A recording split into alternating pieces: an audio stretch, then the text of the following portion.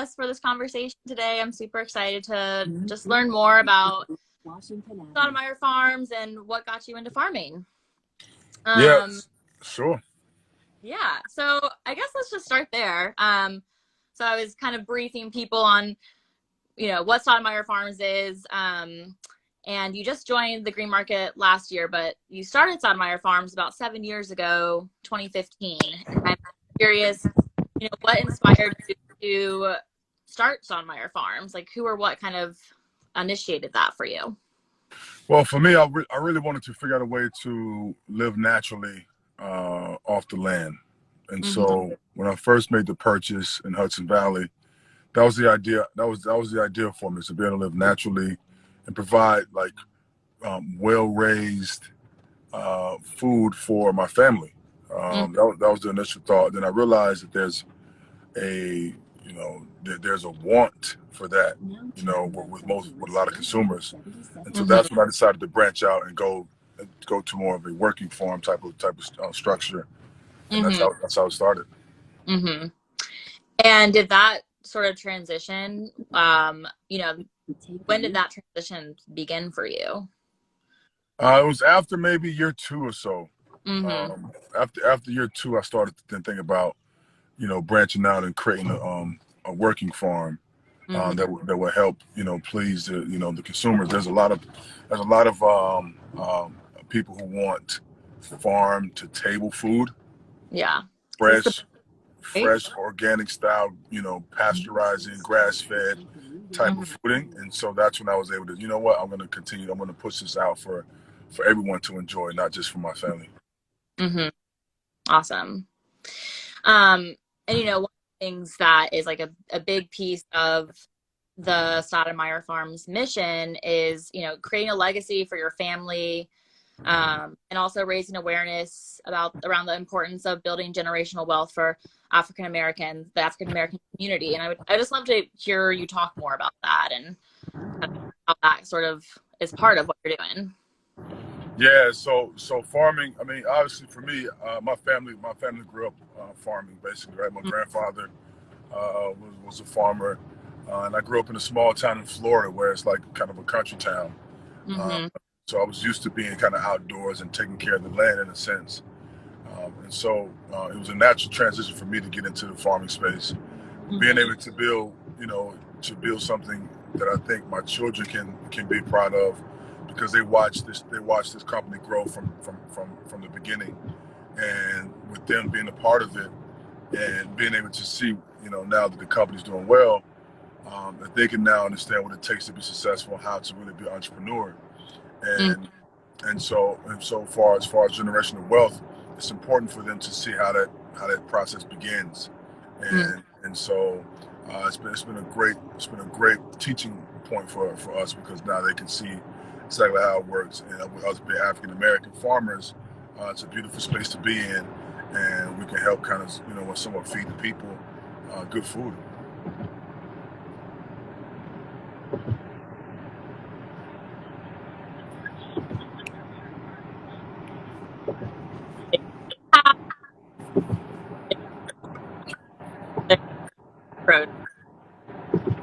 I'm sorry, you broke up on me there for a minute. Oh, I was just curious about what are your kids like favorite part like being at the farm?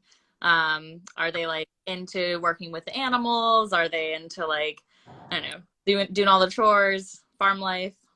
Yeah, it seems that the boys are so infatuated with just kind of being around the cows and seeing the manure on the ground. These guys, I'm not sure what's going on, I'm not sure what they get excited about. Um, and the girls more so like to somewhat see how the process works. They love Mm-hmm. to they love to be around the animals and being able to build that relationship with them. Um, Mm-hmm. they love being around like the barn area where all the farm equipment is. Mm-hmm. The boys also love like the tractors and the brush hog. So they're different in their own way of learning, of loving the farm, and Mm-hmm. so it's fun to see all their personalities come out. That's that's and just wanted to give everyone a heads up. I just pinned a comment. I saw a question of what was the farm's name. So it's Stoudemire Farms. It is a comment there. go give them a follow.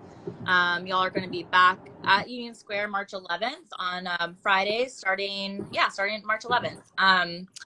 And also just want to let people know that we're going to post this live to our page once ends. So if you don't get a chance to listen to all of it, or you want to send it over to friends, check out our page and you can find it there. Awesome. So, I want to hear more about, we talk about it's pasture raised Black Angus beef, but like, what does that mean? And kind of what are your farming practices and philosophies that you're bringing to the farm? So pasture raised is a very good point, because it's raised with a free spirit, per se. It's like they have no stress, no worries. They're not, being handled improperly. They have a nice, clean, natural way of living. And so therefore the food, once you consume the meat, you're not consuming any stress components from the actual cattle, which is great to know, because you don't want those impurities inside of your body. So it's great to have pasture raised where they can live freely and roam and graze grass as they naturally do. And then also being able to now provide this, basically non-GMO. There's no preservatives involved. Everything is raised at a high level, meaning clean wise. Yeah. And so I think that's something that I took pride in before Stoudemire Farms became a working farm. It was more so of me wanting to live clean and natural. And I think that's the love we give to our animals. And for the consumers who buy the product and consume it, they also getting that same type of love when they eat their meals. It's so important to have those options, not only for yourself, but just spread that love for everybody. So that's great. And kind of like feeds into my next question. We talked about this a little bit, but I'm just like curious if you could talk a little bit more about just like why the green market, why is that direct like sale farm to consumer important for you? Because there's lots of ways farmers can get their product to people, but the green market is like, it's a special place where the farmers are there, you get to like have that personal interaction. And I'm just curious, like, what made you all decide to take that path? Yeah, the green market is where it's at, because it allows most of the top chefs and restaurant owners who want to buy certain products for their restaurant. They normally shop at the green market. I think that's something that's important to know, because as a farmer, we want to make sure we provide the best product for the green market, right? Because they have a reputation of having the best product. And so for us to start on my farm, it's our job to keep that momentum going. So it's something that I think it's been helpful for us. It's been beneficial, and it's been great. The green market is one of the top markets I've seen over my years of farming, and to be working with them is a blessing for us. So we truly appreciate the help. Yeah, well, we're so excited that you're part of the green market, and it's just been such a joy having Stoudemire there every Friday. So looking forward to another season. And I think one thing, a lot of people know you as obviously as like professional famous basketball player. And I'm just curious sort of like how you brought all the things that you've like developed and did over the course of your career to this like new chapter as a farmer. Yeah, you know what? It's it's a similar situation where you have the same type of integrity, you have the same type of focus and determination as you do as an athlete, as I did an athlete, same as a farmer, right? Because you put your all into it. You have a certain level of focus, and you're more so learning all the details and the fundamentals, I guess I could say, of farming, right? So I had to learn how to work the brush hog, how to help pinch a fence, how to help get the cattle from one grazing pasture to the next, the proper feeding, and speaking with the veterinarians on making sure that the animals are being taken care of properly with natural, veterinarian remedies. And so all those things I had to learn. And I think it's the same with basketball wise, where I had to take that same type of approach in order to become great at playing the game of basketball. So it works hand in hand. It's a similar work ethic, Mm, and it's a similar way of approaching things by approaching it with the right mindset. hmm Yeah.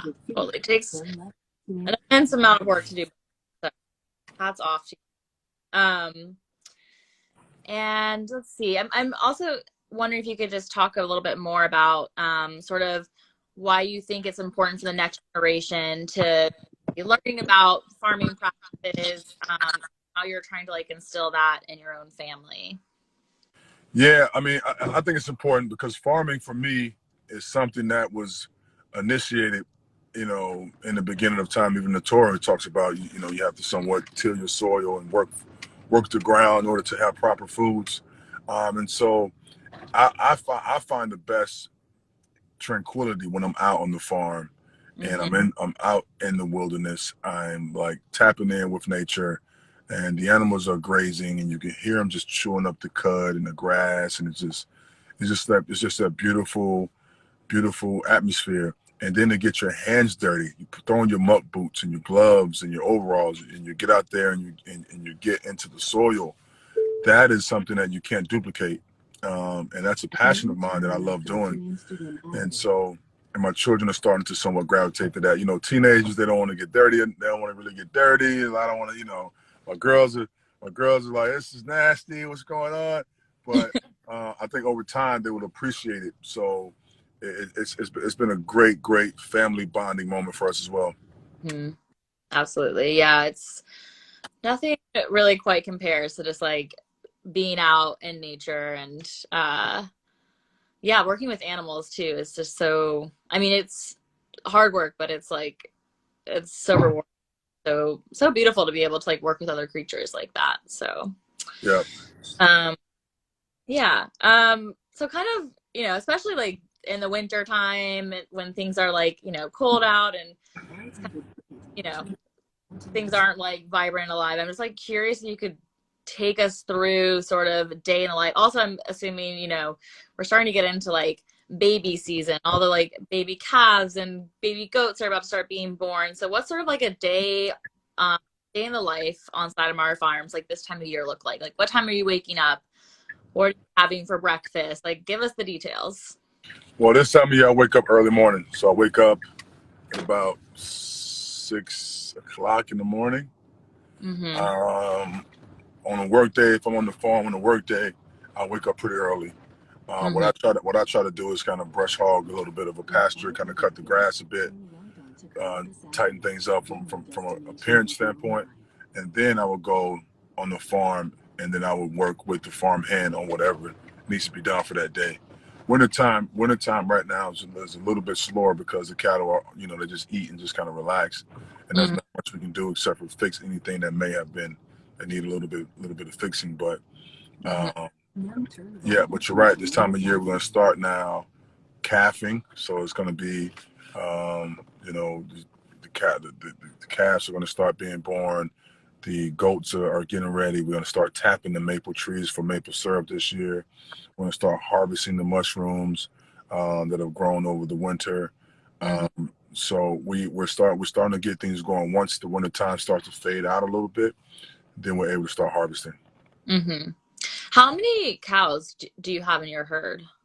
Like how, yeah, what's the, Right now, I want to say we have about 50 heads of cow right now. mm-hmm. Wow. That's like pretty decent size herd Yeah, there. 50. I don't know the exact number, but I just give or take. Yeah, give or take, exactly. And then like in the kind of like spring, summer, what sort of like does your sort of day to day change like as the seasons change?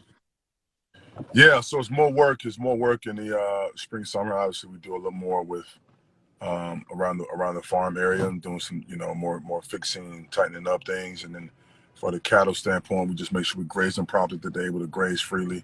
Uh, and we're not adding, goats, and we're adding a few other animals to the farm. So then now we will be more hands-on with that. But it's definitely time-consuming situation. And with me also working for the Nets, I have a great guy that works on the farm with me. His name is Dave. Uh, Mm-hmm. he does a really good job with the farm. So when I'm not able to be there with him. Mm-hmm. Yeah, that's awesome. It's good to have good people in your corner. Um, Great. And then, you're talking about, you have mushrooms in the works, maybe goats. The maple syrup is going to start flowing soon. And just kind of make me wonder more about like goals for this season, the 2022 season, and also just goals beyond. Like what's the dream, the big picture? Well, we're looking to keep expanding. I think there's so much opportunity out there in the farming space, and people are starting to want, you know, real food. You know what I'm saying? And so I think what we're going to continue to do is keep the brand going, keep the people excited. We're going to keep providing great product. We're going to keep the product exclusive, because I think that's a key component, because it's such good product. You want to make sure it's available, but also exclusive. And I think that's the key move. And so as we continue to grow, God willing, we grow enough to where we can provide food for the mass public, which I think will be helpful for them as well. Mm-hmm. I think so.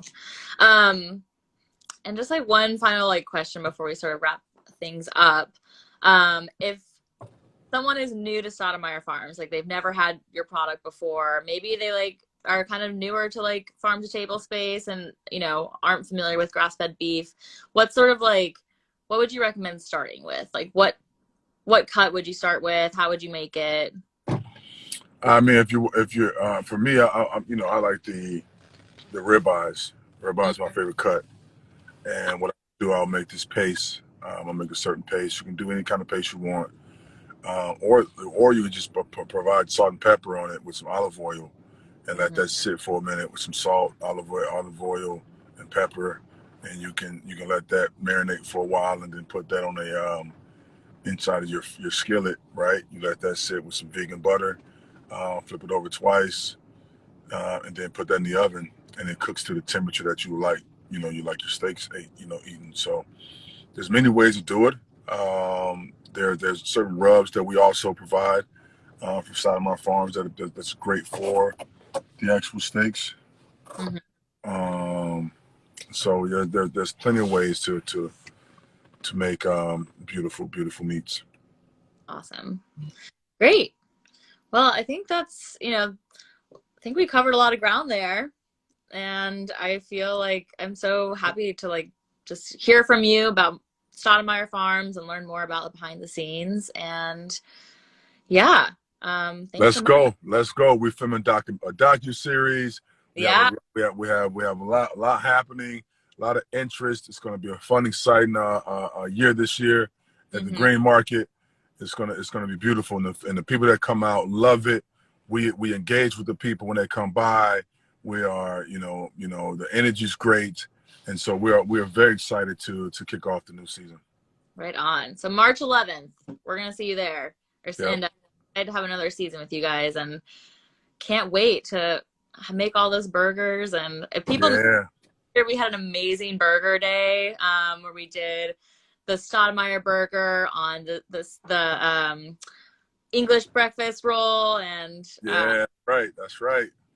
it was so good. So Mm-hmm. looking forward to more goodness this year. That's the signature Amare burger with the English muffin. That's like, yeah, that's where it's at. Burger muffin before, but I've been changed. Now I'm back now. Yeah, no turning back now. Yeah. Wonderful.